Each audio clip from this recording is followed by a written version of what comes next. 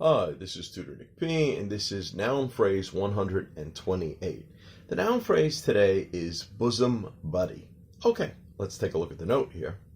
All right, a bosom buddy is a close friend, often one's closest friend, especially one you feel that you can trust. Okay, let's continue. The term bosom friend dates all the way back to the 1500s. Yes, the word bosom did refer to chest, just like it still refers to chest today. At that time, it was believed to be the place where one's deepest emotions were. So, I mean, today we know probably your deepest emotions really in your brain. But at that time, even though we still associate one's heart with one's emotions, but really they thought in your chest, that's where your deepest emotions were.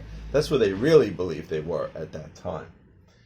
A bosom friend was probably your closest friend to whom you would share your deepest emotions with. So this is how this phrase came about. That's why they called it your bosom friend, basically, or bosom buddy. Okay, let's continue. Nowadays, bosom is mostly used to refer to a woman's chest. Yeah, I mean, you could say that. You could say, that woman has a big bosom.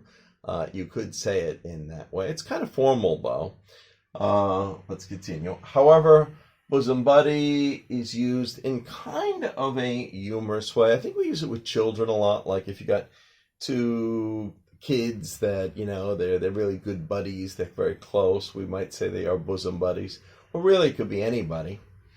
There was a sitcom in the 1980s called Bosom Buddies, in which Tom Hanks was first noticed before his movie career. Yeah, a lot of people may not remember this. It's going way back to the 1980s. He wasn't famous as a movie star yet.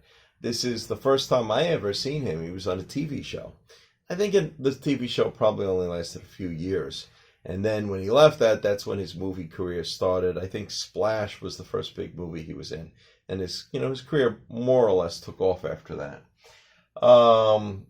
It was about two close friends that were willing to pretend and dress like women in order to get cheap housing in New York City in a building that was exclusive to women. So it kind of had a double meaning here. They were really, truly very close friends. So it had the first meaning. But of course, they had to dress like women too. So they had to pretend to have breasts and things like that. I don't know. Would you really do that just to get cheap housing? But anyway, it was meant to be a funny TV show. So situations would always pop up where they're supposed to be pretending to be women. But of course, they're underneath those clothes. They're really men. All right. Anyway, let's look at a couple of examples that we would hear it used today. Example number one. These two have been bosom buddies ever since childhood. Yeah, maybe they were childhood friends and they grew up and they still stayed friends the whole time. Or number two here, I would trust her with my deepest feelings. She is my bosom buddy. All right, you could say it that way too. Okay, anyway, I hope you got it. I hope it's clear. Thank you for your time. Bye-bye.